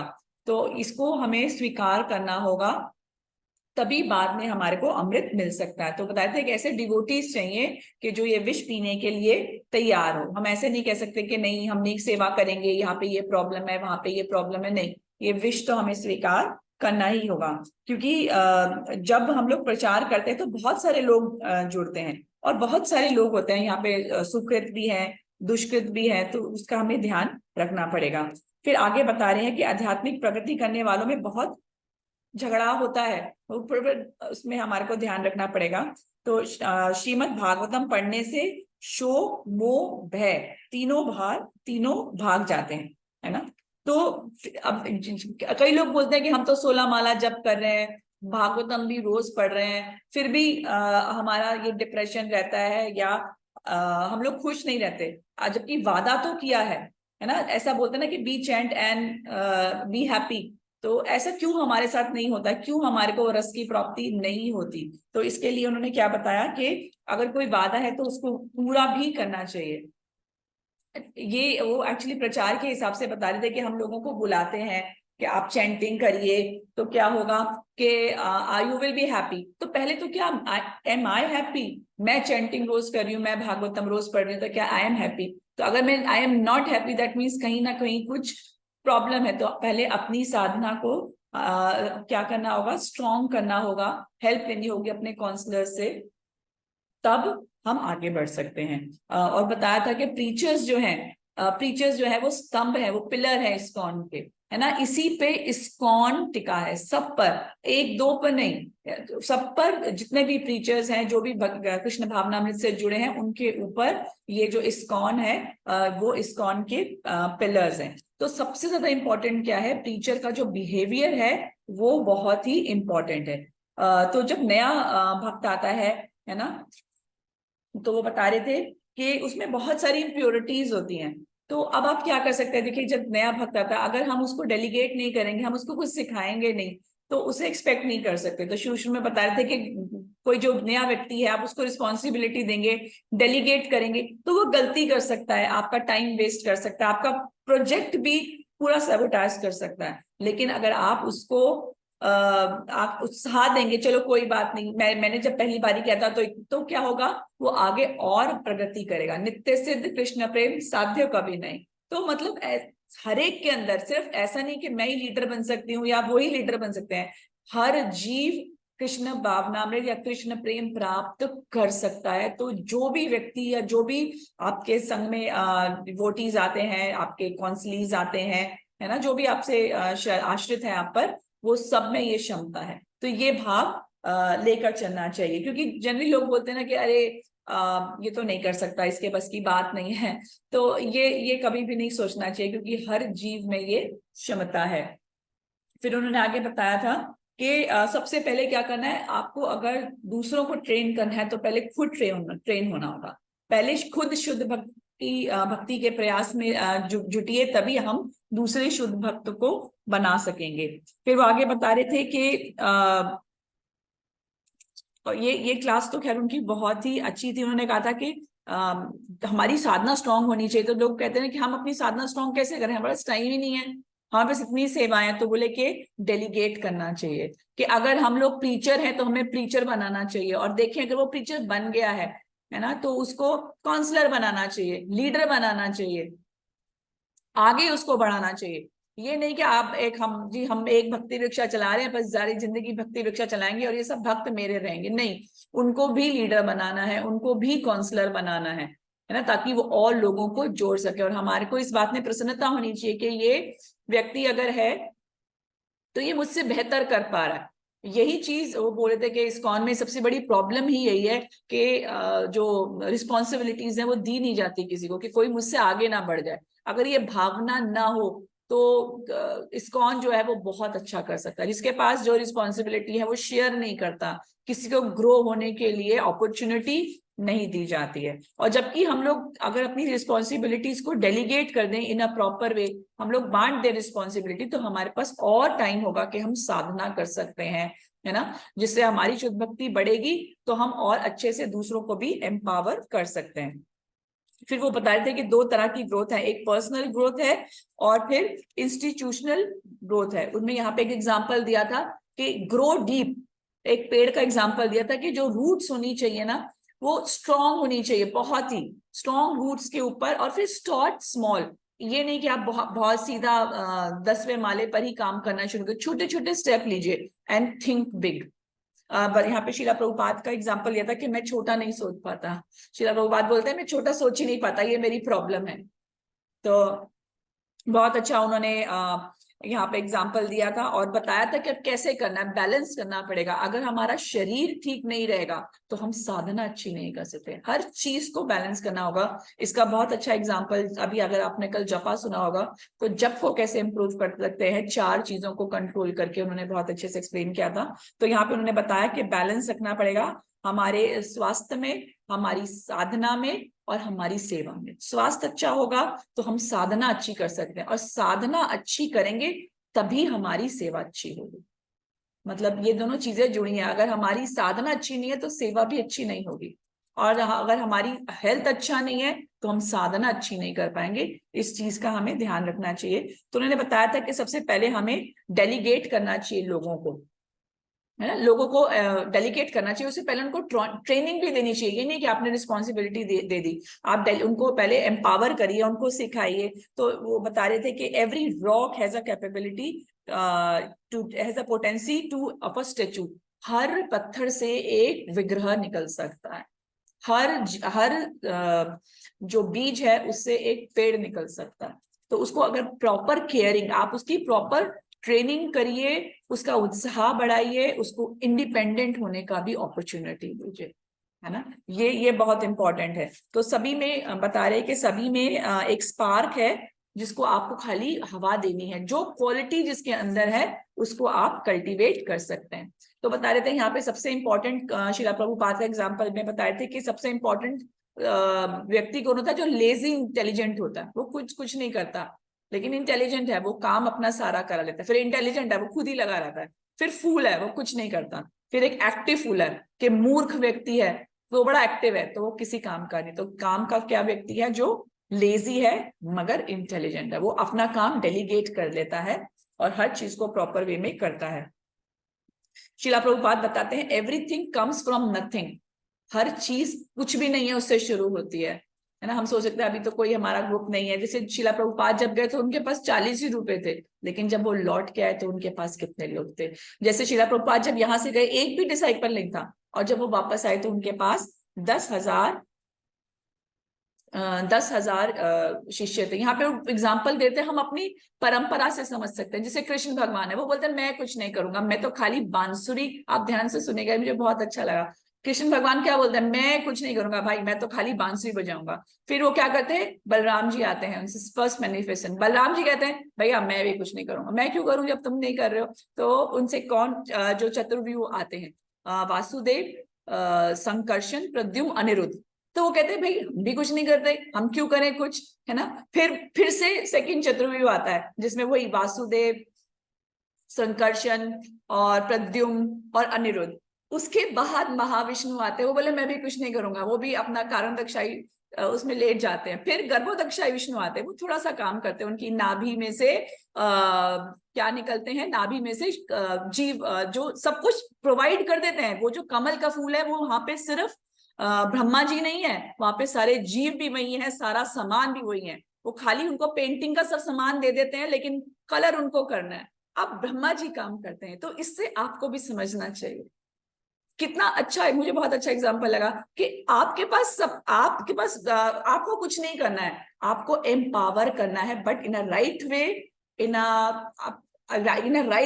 A right person. जिसकी जो क्वालिटी है उसको आप कल्टीवेट करिए। फिर आप वो कहते हैं कि अगर कोई एक डिवोटी बनाता है तो वो बेकार है। एक डिवोटी को एक क्या बनाना चाहिए? प्रीचर बनाना चाहिए, है ना। जब आप देखो कि एक जो मेरा व्यक्ति है ये प्रीचर बन गया है और आगे भी इसने प्रीचर बना दिया, तो उसको लीडर बना दीजिए। हम कहते नहीं नहीं हम ही लीडर है, तुम सारी जिंदगी डिवोटी रहो मैं ही काउंसलर बनूंगा और तुम मेरे काउंसली ही रहना सारी जिंदगी। तो यही जो भाव है जो हमारी इस्कॉन इंस्टीट्यूशंस में जो पावर के एक भाव रहता है कि आगे किसी को नहीं बढ़ने देते, दिस इज वेरी रॉन्ग। तो जो लोग हैं वो नए कल्टीवेट नहीं होते और फ्रस्ट्रेट होकर यहाँ से चले जाते हैं। तो बोले थे कि अपनी क्वांटिटी और क्वालिटी दोनों को ही क्या करना चाहिए? बढ़ाना चाहिए। तो उसके बाद क्या बता रहे थे कि जो डिवोटी है should make devotee and preachers. ये मैंने आपको बताया, बहुत अच्छे से एक्सप्लेन किया कि आपको आगे करना है डिवोटी के। ये नहीं कि आपने डिवोटी बना दिया, मैंने एक भक्ति वृक्ष शुरू कर लिया, बस मेरी जिंदगी खत्म हो गई, ये 10 लोगों के साथ मैं अपनी जिंदगी। नो, यू मेक अनदर भक्ति वृक्षा, और आपके भक्ति वृक्षा के जितने भी मेंबर्स हैं सबके सब भक्ति वृक्षा बनाए, लीडर्स बनाए उसके अंदर से, यहां से ग्रोथ होगी। ऐसे शिला प्रभुपाद ने भी किया था। उसके बाद बता रहे थे कि जब हम किसी को रिस्पॉन्सिबिलिटी देते हैं तो उसमें भी ध्यान रखना चाहिए कि अकाउंटेबिलिटी, मतलब आप रिस्पॉन्सिबिलिटी दे रहे लेकिन अकाउंटेबिलिटी आपकी है। मतलब आप बोलेंगे कि अच्छा प्रभु जी आपने मुझे काम दिया था, मैंने इससे करा लिया, लेकिन इसने गलत कर दिया तो इसने गलत कर दिया। नहीं, गलत तक उसने कर दिया लेकिन रिस्पॉन्सिबल आप हो, अकाउंटेबिलिटी आपकी। दिस इज वेरी, आप अपना हाथ नहीं झाड़ सकते हो कि भैया इसने गलत कर दिया, आपने बोला था मैंने इसको दे दिया। नहीं, वो गलत कर रहा है तो आपकी रिस्पॉन्सिबिलिटी हो जाएगी अगर वो सही नहीं करेगा। ये बहुत इंपॉर्टेंट पॉइंट बताया। फिर आप जब डेलीगेट कर रहे हैं तो प्रॉपर ट्रेनिंग भी बढ़िया, बड़ा खुश हो गए, 10 लोगों को बता दिया कि आप काम कर दीजिए। वो कहा हमको ट्रेनिंग भी देना पड़ेगा और किसी को अब्यूज नहीं करना है। अगर कोई मिस्टेक करता है तो क्या होगा, आप उसका कोई उत्साही है काम करने के, लेकिन उसको आता नहीं है काम करना, है ना, जीरो है वो, तो अगर आप उसको बोलेंगे ये कितना बेकार काम किया, वो तो भाग जाएगा, अगली बारी आएगा ही नहीं। कोई सर्वेंट नहीं है आपका, आप समझना चाहिए। हमारे जो डिवोटीज हैं, they are not a servant, they are individual, वो भगवान के अंश हैं, आपको कल्टीवेट करना है। तो श्री प्रभुपाद ने भी एग्जाम्पल दिया था कि bend them, don't break them. बड़ा एग्जाम्पल बताया कि उनको आपने झुकना सिखाना लेकिन तोड़ नहीं देना है। फिर उन्होंने बताया था कि सेवा ना होने पर भी उनका जो कॉन्फिडेंस को बढ़ाना है। उसके बाद बताया कि लेट देम ग्रो। ऐसा भी नहीं करना कि आप मेरे कौन सी आप कोई क्लास नहीं सुन सकते हो, आप किसी और लीडर के पास मत जाना, मेरे पास ही सुनो। नहीं, तो जीना यहाँ मरना यहाँ, इसके सिवा नहीं। आपको लेकिन शुरू में जब छोटा होता है ना पौधा, वो समझता नहीं है, अट्रैक्ट हो जाता है, ये भी अच्छा बता रहे, ये भी अच्छा बता रहे, ये भी। लेकिन जब वो ग्रो हो जाता है तो वो क्या करता है, वो समझ जाता है। और जैसे जैसे बड़े हो जाते हैं तब जो व्यक्ति है उनके लिए क्लास इंपॉर्टेंट होती है। सबसे ज्यादा क्या होता है, जो क्लास दे रहा है उसका आचरण इंपॉर्टेंट बहुत होता है, कि how has he taken those things what he is preaching. तो आगे उन्होंने बताया कि पहले अच्छा भक्त करना चाहिए, फिर सेवा करनी चाहिए, संग करना चाहिए, प्रचार करना चाहिए, ताकि हमारी सेवा बढ़ सके। हाँ, उसके बाद उन्होंने एग्जांपल दिया कि जब बच्चा छोटा होता है ना, आप किसी को सिखा रहे हैं बच्चे को कि गाड़ी कैसे चलानी है, जब वो गाड़ी सिखानी शुरू हो जा सीखती चला लेता है ना, तो उसको नई गाड़ी दे देनी चाहिए कि आप अपनी गाड़ी चलाइए। ये नहीं कि आप मेरी गाड़ी में अब चला, आप यहीं बैठे रहिए मेरी गाड़ी चलाते रहिए, नहीं, उसको एक नई गाड़ी दीजिए। स्पिरिचुअली कनेक्ट रहिए हमेशा अपने जो भी आपके संग में आए हैं उनको स्पिरिचुअली कभी छोड़ना नहीं चाहिए, लेकिन उनको अपनी गाड़ी दे देनी चाहिए। बहुत अच्छी क्लास थी। अभी देखिए माता जी और भी शेयर करेंगे। हरे कृष्ण। हाँ, थैंक यू सो मच, बहुत अच्छे से समझाया और बहुत अच्छा एग्जांपल दिया था, जो होता है ना बिग बैंग थ्योरी। हाँ, big bang theory. Bang theory, तो बिग बैंग थ्योरी तो ये मटेरियल जगत में बताता है ना कि दुनिया कैसे बनी, एक विस्फोट हुआ और दुनिया बन गई। तो एक्चुअली बिग बैंग थ्योरी जो है वो कह रहे थे कि हमारे जो परंपरा में लागू होती है, तो उसने एक्सप्लेन किया ना कि हम जो अपनी जो एम्पावरमेंट है वो जब हम दूसरों में डेलीगेट करते हैं, करना चाहिए, इट इज वेरी इंपॉर्टेंट। जैसे बताते हैं कृष्ण जो है कहते थे मैंने बना दिया, अब तुम काम करो। कृष्ण ने कहा बलराम अब तुम काम करो। बलराम ने कहा कि जब तुम काम नहीं करोगे तो मैं क्यों काम करूं। उन्होंने अपना एक्सपेंशन कर दिया, संकर्षण अनिरुद्ध प्रद्युम्न, है ना। उसके बाद देखिए कितना सुंदर, उन्होंने कहा कि भैया हम चारों भी कृष्ण के साथ जाएंगे, हम भी एंजॉय करेंगे, हम क्यों काम करेंगे। तो उन्होंने नारायण बना दिया। नारायण कहे थे मुझे भी आना है, मुझे भी रासलीला में आना, मैं क्या करूंगा यहाँ पे। तो उन्होंने कहा ये चार विष्णु बना दिए भौतिक जगत के लिए। विष्णु कहे भैया मैं भी क्यों काम करूंगा। वो भी लेटे रहते हैं, वो भी भगवान की भक्ति में लगे रहते हैं। वो ब्रह्मा उत्पन्न कर दिए, ब्रह्मा ने आगे दक्ष प्रजापति उत्पन्न कर दिया, दक्ष प्रजापति ने हम मनुष्य को उत्पन्न किया, हम लगे हुए। हम ये नहीं कर रहे हैं कि भैया हो गया अब वानप्रस्थ ले लो चल रहा है, राइट। ये बहुत अच्छा एग्जाम्पल है। वो हमेशा एक ही बहुत ही सुंदर बात कहती, think big but act small. समझ में आया? हमें बहुत बड़े बड़े काम नहीं करने हैं, छोटे छोटे काम करने चाहिए, लेकिन सोचना बड़ा चाहिए, है ना। जैसे हमारे ग्रुप में, ठीक है मैं अभी एक्ट स्मॉल नहीं कर रही, एक्ट स्मॉल ही कर रही हूँ, लेकिन मेरे विजन गुरु महाराज ने जैसे दिया वैसा है कि कभी भगवान मौका दे, ज्यादा लोग रहे, ज्यादा सेवाएं रहे, तो ये एक्सपैंड हो जाए, है ना।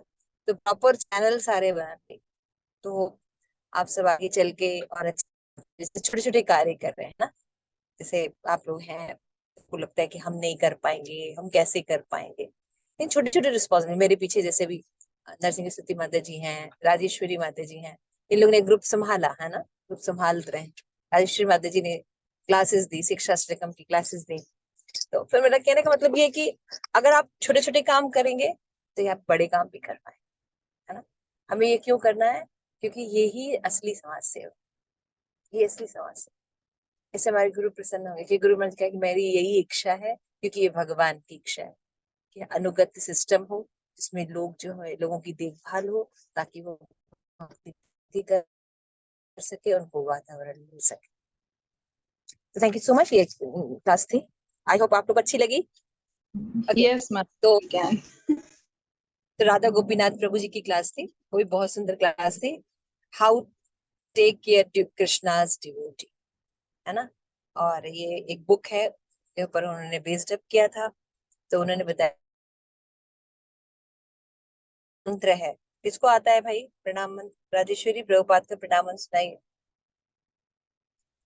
नमो विष्णुपादाय कृष्णपृष्ठाय भूतले श्रीमते भक्ति वेदांत स्वामिनिति नामिने नमस्ते सारस्वती देवी गौरवाणी प्रचारिणे निर्विशेष शून्यवादी पाश्चात्य देश तारिणे। हाँ, जैसे बताते हैं, कृष्ण प्रेष्ठाय भूतले, वो प्रभुपाद हैं जो भगवान को बहुत प्रिय हैं। और किस लिए प्रिय हैं? क्योंकि उन्होंने इसका आश्रय लिया है, भगवान का आश्रय, है ना। तो प्रभुपाद आश्रय लेंगे, सभी आश्रय लेंगे, हम आश्रय नहीं लेंगे, हमें भी आश्रय लेंगे। तो फील सेफ। और हमको अपने आप को कैसा समझना चाहिए? प्रोत्साही होना चाहिए। आश्रय आश्रय अगर मिल रहा है, तो आश्रय क्यों आवश्यक है? ताकि हम सेफ फील कर सके, प्रोत्साही हो सके, अनुभव हो सके, अच्छे डिवोटी बन सके, है ना, और गुरु महाराज को प्रसन्न कर सके। तो जैसे कि महाप्रभु, बहुत सुंदर पिक्चर दिखाया था कि आप लोगों ने भी देखा होगा कि महाप्रभु जो है रामानंद राय को आलिंगन कर रहे हैं, है ना। तो वो पिक्चर दिखा के उन्होंने पूछा था कि जो आलिंगन जिसको कर रहे हैं महाप्रभु, मान लीजिए ऐसे किसी को आलिंगन करेंगे तो उसको कैसा लगेगा? कि वो बहुत अपने आप को सुरक्षित महसूस करेगा, प्रेम सौहार्द महसूस करेगा ना। तो और जो आलिंगन दे रहा है वो महाप्रभु हो तो चैतन्य महाप्रभु मान लीजिए आपका आलिंगन कर रहे हैं, मान लीजिए चैतन्य महाप्रभु हमारा आलिंगन करें तो कैसा लगेगा? कि भक्त वत्सल, और ऐसा लगेगा कि बस इन्हीं की आश्रय में रहे, हमारा कोई भी टेक केयर नहीं कर सकता। तो इस तरह से यही यही केयर जो है हमारा काउंसलर और काउंसलिंग के बीच में होना चाहिए। तो निरंजन स्वामी महाराज की एक बहुत सुंदर बुक है कि how take care of Krishna's devotees. तो ये बुक के ऊपर ही उन्होंने बताया। तो स्वनिष्ठ धर्म से संसिद्धि हरितोषणम। हरितोषणम क्या है? कि हम धर्म से का पालन, सभी सभी सभी जो पुंसाम परो धर्म ये तो भक्ति अदोक्षजे। तो जो देने वाला है और रिसीव करने वाला, दोनों के अंदर संबंध होना चाहिए। इसीलिए क्या होना चाहिए? हमें जो है शील प्रभुपाद को बीच पे रखना पड़े। जब हम शील प्रभुपाद की शिक्षाओं के अनुसार अपने जो इस्कॉन सेंटर को आगे रन करेंगे, तो उनकी शिक्षाओं पर जब हम बेस्ड होंगे तभी हम ठीक से सक्सेसफुल हो सकते हैं। तो शील प्रभुपाद ने बहुत से कोट्स जो है वो हमें शेयर किए। देवतासुर से देवता पीड़ित हो गए थे, है ना। तो आप सोच के देखिए, जो देवताएं सभी को वर देते हैं, है ना। हम देवताओं के पास जाते हैं ना, गणेश जी के पास, दुर्गा जी के पास। अब वो देवता जो थे वो वृतासुर से तंग आ गए, तो उन्होंने किसका आश्रय किया? उन्होंने कृष्ण का आश्रय किया। इसका से पता चलता है कि भगवान जो है वो कृष्ण है, और वही दुखों से हमें मुक्त कर सकते हैं। इवन देवता भी हमें दुखों से मुक्त नहीं कर सकते। संसार दावर नर वीर लोका त्रणाय कारुण्य अनाथ। तो भौतिक चीज से आश्रय लेकर कभी भी समस्याओं का कोई हल नहीं हो सकता। ये हमारे लिए लेसन, ये हमारे लिए लेसन। हम सोचते हैं कि भौतिक जगत का ये व्यक्ति हमें हेल्प कर देगा, ये सुविधा हमें हेल्प कर देगी। ऐसा कभी नहीं हो सकता। हमारी हेल्प भौतिक जगत में नहीं, हमें कोई भी हेल्प नहीं कर सकता। हमें आध्यात्मिक हेल्प ही मदद कर सकती है ना। Can't free from material anxiety, they can't free. तो भगवान, जीव और उनके बीच का जो संबंध है यही शाश्वत। तो ये बात जब समझ में आ जाती है तो हम ये अपने ऊपर भी बहुत अच्छे से पालन करते हैं कि अगर हमको किसी की मदद करनी है या अपनी मदद करनी है तो हमें भक्ति करनी ही पड़ेगी। बिना भक्ति के हम किसी की ना खुद मदद कर सकते हैं ना दूसरों की मदद कर सकते हैं। तो भगवान हैं आश्रय, भगवान भक्ति दे सकते हैं, है ना, और उसके अलावा कोई और नहीं दे सकता। तो ये सब बातें जो है हमें समझ में आती है जब हम ग्रंथ पढ़ते हैं। तो श्रीमद् भागवतम में 7.7 में भी बताया गया, जो प्रहलाद महाराज है ना, और उनके जो पिता है, उनमें कन्वर्सेशन जो है ना, 7th कैंटो में उसमें बताते हैं कि प्रहलाद कहते हैं कि पिताजी आपसे तो कौन नहीं डरता, आपसे तो देवता भी डरते हैं, है ना। क्योंकि वो देख सोचते हैं कि आप जो है उनको किस तरह से प्रताड़ित करते हैं। लेकिन आपका ये जो सिस्टम है, ये जो डर है, लोग आपसे डर रहे हैं या उनको आप जो प्रताड़ित कर रहे हैं, ये असत ग्रहात है। है ना। ये ज्यादा दिन तक नहीं चलेगा, क्योंकि आप ज्यादा देर तक किसी को कंट्रोल नहीं करेंगे, क्योंकि असली कंट्रोलर, असली आश्रय भगवान का है ना। तो जब भगवान के चरण आश्रय में रहेंगे तब हम सही आश्रय में हैं, और मटेरियल आश्रय में है तो हम असत असत ग्रहात में, असत ग्रहात समझना चाहिए। तो अनुकूल वातावरण निर्माण करना होगा हमें इस्कॉन में, ये सब पढ़ के, ताकि जो हम भी अपने आप को सुरक्षित रखें और औरों को भी सुरक्षा प्रदान कर सकें। तो इसलिए देखना पड़ेगा कि जब हिरण्यकश्यपु से देवता भी भयभीत थे, लेकिन प्रहलाद महाराज जो थे वो निर्भय थे। क्यों? ऐसा क्यों कर पाए प्रहलाद महाराज? क्या डिफरेंस था प्रहलाद महाराज में और देवताओं में? क्योंकि प्रहलाद महाराज ने एकमात्र भगवान का आश्रय लिया था, है ना। इसलिए वो जो थे वो जानते थे कि भगवान उनकी मदद करेंगे और भगवान ही मदद कर सकते हैं। इसलिए आश्रय में आने के लिए हमें शक्ति चाहिए, और ये हमें नित्यानंद या बलराम के आश्रय से प्राप्त हो सकती है, क्योंकि बलराम जो है वो शक्ति को आश्रय देने वाले, और ये गुरु तत्व के रूप में हमारे पास प्रकट होते हैं। तो हमारे पास अगर बल चाहिए, मान लीजिए आपको बल चाहिए, आध्यात्मिक बल चाहिए, तो आपको क्या करना होगा? गुरु, साधु और शास्त्र, इनके अनुसार अपना जीवन अनुगत्य करना पड़ेगा। तो जैसे जैसे होते हैं ना, हरिदास ठाकुर जो थे वो निरंतर जप करते थे, है ना। तो उन्होंने जप करके क्या किया? माया की परीक्षा लेने के लिए आई स्त्री के रूप में, उन्होंने उसको दीक्षा दे दी हरिनाम की। तो माया को भी हरिनाम की दीक्षा दे दी। लेकिन हम किससे दीक्षा लेते हैं? हम माया से दीक्षा ले लेते हैं। हम माया से दीक्षा लिए हुए, इसलिए हम हरिनाम से दीक्षा ले नहीं हो रहा है, तो हमें माया से दीक्षा लेनी पड़ेगी।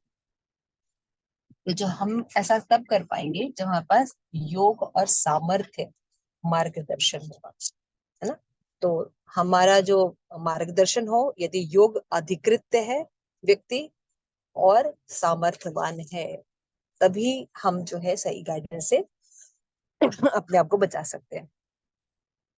तो भक्ति में आने के लिए, हमें टिके रहने के लिए, भक्ति में प्रगति करने के लिए शक्ति की आवश्यकता है। ये हमें परंपरा से प्राप्त होती है। भक्ति में आना ही बहुत कुछ नहीं होता है, भक्ति में आकर बने रहना ये भी बहुत चैलेंजिंग, और बने रहने के साथ साथ अपनी प्रगति करना ये और भी चैलेंजिंग। तो इनके लिए डिवोटी केयर का होना बहुत जरूरी है। इसलिए अति नहीं करनी चाहिए, है ना। अति अति इधर हाँ ना नहीं, हमें क्या करना चाहिए? युक्त वैराग होना चाहिए, है ना। सब चीज को भगवान से युक्त करना चाहिए। तो भूरी जन प्रभु जी का एग्जाम्पल देते हैं कि लक्ष्य के ऊपर अगर ध्यान नहीं होगा तो क्या होगा? लक्ष्य के ऊपर ध्यान नहीं तो समटाइम हम लेफ्ट जाएंगे, कभी राइट जाएंगे, है ना, क्योंकि हमें लक्ष्य पता ही नहीं। लेकिन वन डे क्या हो जाएंगे? लेफ्ट आउट हो जाएंगे। इसलिए हमेशा अपने आप को बैलेंस करने के लिए हमें हमेशा अपना लक्ष्य निर्धारित। ठीक है, कितना सुंदर सुंदर बातें हैं। जब हम जैसे भक्ति में छूट गई है भक्ति, या भक्ति नहीं हो पा रही है, तो ये सब टिप्स जो है हम अपना सकते हैं।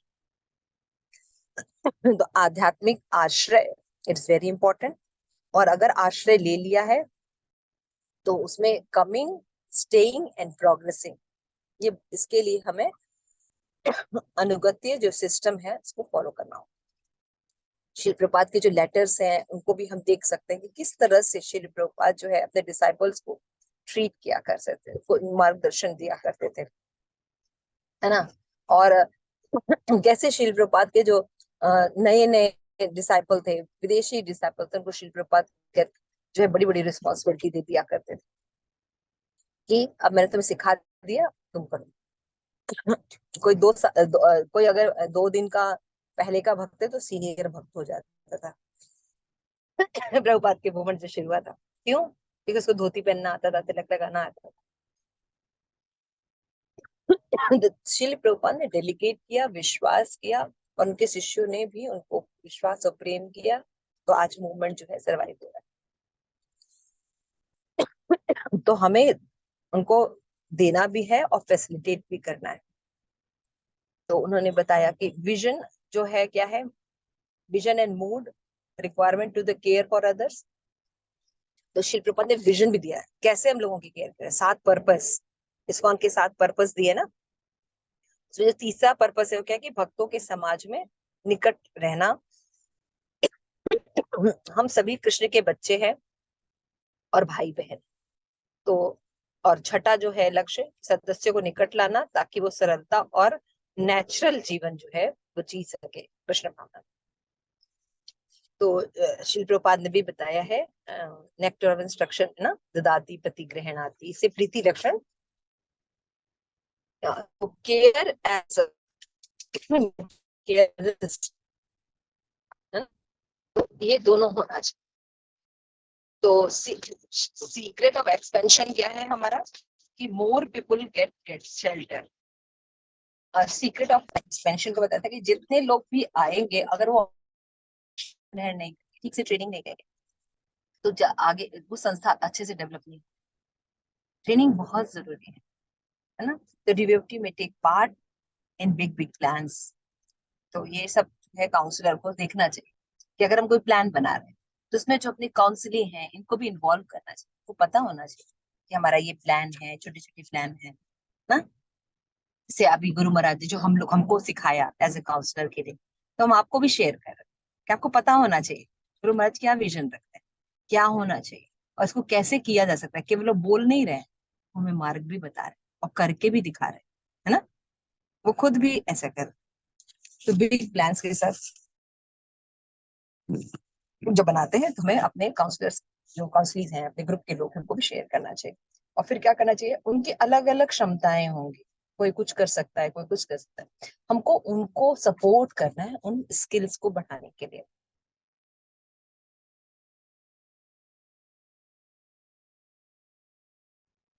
ही चैंट ईच अदर, इससे क्या होगा, हम प्रेम और सौहार्द का एटमॉस्फेयर बना पाए। जैसे पंढरपुर में हम सभी से मिल पाते हैं, अपने नोएडा डिवोटी से भी मिल पा रहे हैं, जो कि हम नोएडा में ही नहीं मिल पा रहे। हम एक साथ बैठते थे, सब मिलते थे, सब क्लास में आते थे, एक साथ कीर्तन करते थे, एक साथ चैंटिंग करते थे। बहुत सुंदर एटमॉस्फेयर लगता था, मैं आपको बता नहीं सकती है ना। तो यहाँ पे हमारा मूड क्या है, concern that devotee have a every sustained life in Krishna consciousness। ये हमारा मूड है कि हमारे साथ जो जुड़े हैं या गुरु महाराज के साथ जो जुड़े हैं हमारे सभी लोग, वो किसी तरह से सस्टेन कर सके।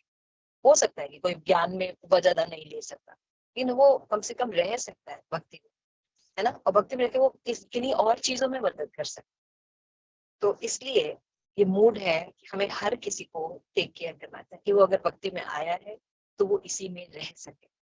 तो spirit of unity in diversity, है ना, ये लक्ष्य हमें लेके आगे चलना है। तो जैसे दोनों चीज हैं, एक तरफ है रासलीला और दूसरी तरफ है संकीर्तन, है ना। एक नवदीप धाम है और दूसरा गोलोक धाम है, लेकिन दोनों ही एक ही है ना, दोनों एक ही।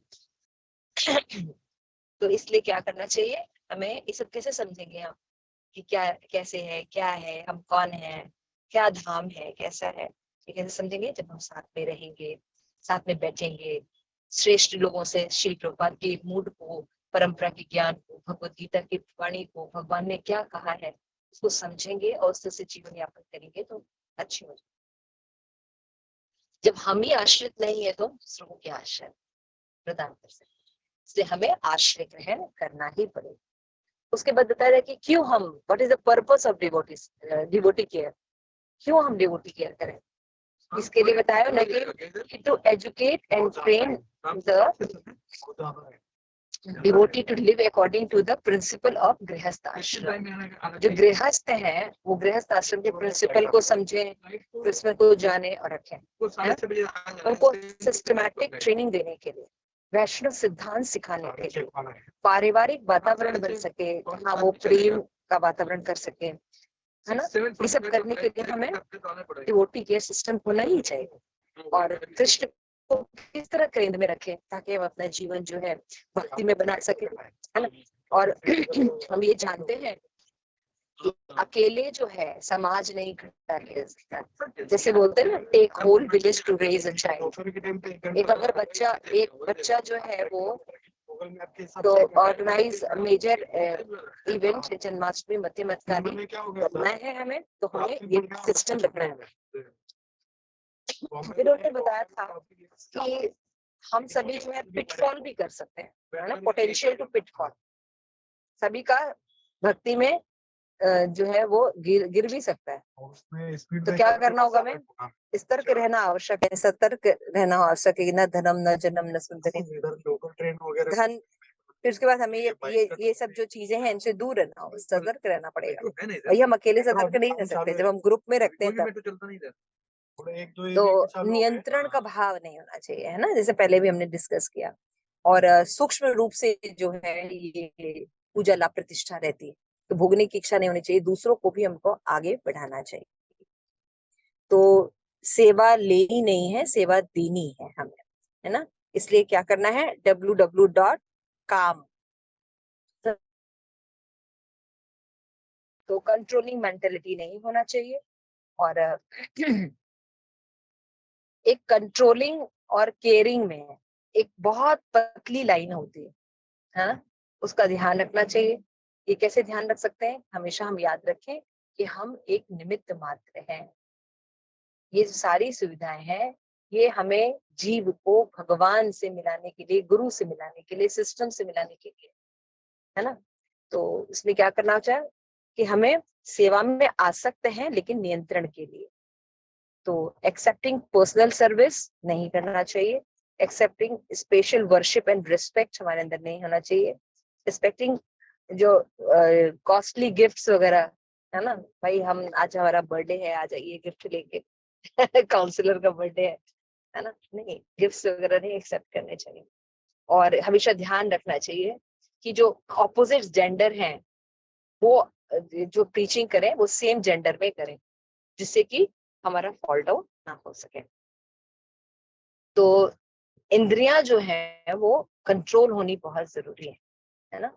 तो इंद्रियां कंट्रोल जब रहेंगी, संग रहेगा, आपस में हम बातचीत करते रहेंगे, मिलते रहेंगे, ऐसे रिट्रीट्स होती रहती हैं, तो क्या होता है हमारे अंदर मान लीजिए कोई गिरावट आ जाती है, कभी कभी मेंटली भी हम निरुत्साहित हो जाते हैं या कुछ घटनाएं भी हो जाती हैं, तो हमको फिर से उत्साह मिल जाता है। तो हम डिवोटी केयर होना बहुत जरूरी है। अगर ये चीजें हमें चाहिए, पिटफॉल ना हो, ये सब चीजें ना हो, तो हमें इन अनुगत जो सिस्टम है उसको पूरा पालन करना चाहिए। तो केवल केयर करना है लेकिन ग्रुपिज्म नहीं बनाना, है ना। हमें केयर करना है और हमें समझना है कि सभी प्रभुपाद की जो है वो संस्था है। Thank you so much. इसके बाद महाराज की बहुत सुंदर क्लास थी पूजा लाभ प्रतिष्ठा के ऊपर। मैं ऐसा समझती हूँ कि हमारी जो बाकी क्लासेस हैं, महाराज की क्लास है, उसके बाद जो थी फिर से गोपीनाथ प्रभु जी के, राधा गोपीनाथ प्रभु जी की 2 क्लास है वो है। और उसके बाद लास्ट क्लास जो थी वो जो थी किसी माता जी ने अटेंड नहीं की, माता जी आ गए थे, तो ये सब क्लासेस मैं आपको नेक्स्ट क्लास में दे दूंगी। गुरु महाराज की जो अंतिम क्लास, वंडरफुल सेशन, बहुत ही सुंदर था। रियलाइजेशन के साथ महाराज रियलाइजेशन सुन रहे थे पर्सनल, मुझे भी माइक दिया गया, इसको माइक दो, ये बोलेगी हम लोग ने भी रियलाइजेशन से महाराज ने बहुत पर्सनल डीलिंग की। जो लास्ट तक रुके वो ज्यादा बेनिफिटेड रहे। और उसके बाद जो था मेरे ख्याल से लास्ट क्लास महाराज की ही थी। तो ये जो 3 क्लासेस है, इसको हम नेक्स्ट बार में शेयर कर लेंगे। तो होप बातें तो बहुत थी लेकिन शायद कुछ पॉइंट्स हम आपको बता पाए और शायद आपके लिए भी बेनिफिटेड रहेंगे।